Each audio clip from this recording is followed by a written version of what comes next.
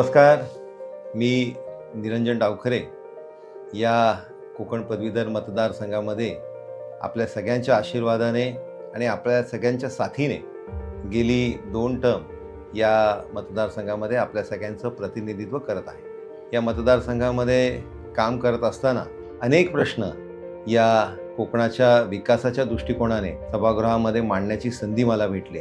मग ते शैक्षणिक विषय असतील, त्याचबरोबर शिक्षण क्षेत्रामध्ये किंवा शाळेमध्ये काम करणारे जे नॉन टीचिंग स्टाफ असतील, त्याचबरोबर MPSC UPSCचे जे विद्यार्थी आहेत यांचे अनेक प्रश्न असतील की ज्याचे शासन दरबारी त्याचा न्याय भेटला पाहिजे, या दृष्टिकोनानेही बरेचसे प्रश्न मी सभागृहाच्या माध्यमाने मांडलेले आहेत आणि त्याच्यामध्ये सोडवण्यामध्ये बऱ्यापैकी यश मला आलेलं आहे। आपल्या कोकणातले विद्यार्थी हे SSC बोर्डामध्ये नेहमीच आपण टॉप करताना बघतो, पण कुठेतरी अधिकारी म्हणून आपले कोकणातली मुलं मागे राहत आहेत का, हा विचार ज्यावेळेस माझ्या मनाला आला त्यावेळेस या मुलांच्या दृष्टिकोनाने यांना MPSC आणि UPSCचं मार्गदर्शन भेटावं, त्यासाठी प्रत्येक जिल्ह्यामध्ये MPSC आणि UPSCचं सेंटर असावा अशी मागणी मी धरून ठेवली आणि त्याचं कामही सुरू झालेलं आहे। पण परत एक प्रश्न उभा राहिला की MPSC आणि UPSC सेंटर जर जिल्ह्याच्या प्रमुख ठिकाणी असेल तर तालुक्याचा मुलगा कुठे जाईल?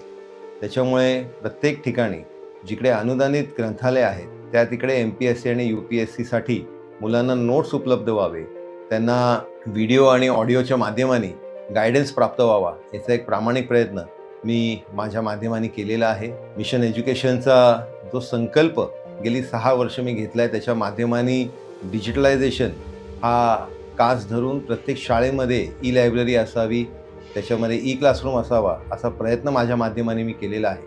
आणि ते करत असताना येत्या 6 वर्षामध्ये ग्रीन स्कूल हा एक संकल्प मी हाती घेतलेला आहे, ज्याच्या माध्यमाने प्रत्येक शाळेवरती सोलार पॅनल्स लावून त्याच्यामध्ये इलेक्ट्रिसिटीसाठी ती सेल्फ सफिशियंट व्हावी, हा एक प्रयत्न माझ्याकडनं होणार आहे। मोदीजींनी जे नॉन कन्व्हेन्शनल इलेक्ट्रिसिटीचं आवाहन लोकांना केलेलं आहे, त्याच दृष्टिकोनाने त्याच दिशेने पाऊल घेत हा एक संकल्प मी हाती घेतलेला आहे। या कामासाठी आणि असे अनेक कामांसाठी आपल्या सगळ्यांचा आशीर्वाद आणि साथ पुन्हा एकदा भेटून दे असा आपल्या सगळ्यांना मी विनंती करतो। धन्यवाद, जय हिंद। येत्या 24 तारखेला पदवीधर मतदारसंघामध्ये मतदान करताना आपलं प्रथम पसंतीचं मत डावखरे निरंजन वसंत या नावासमोर आपण देऊन मला आशीर्वाद द्यावा ही विनंती। धन्यवाद।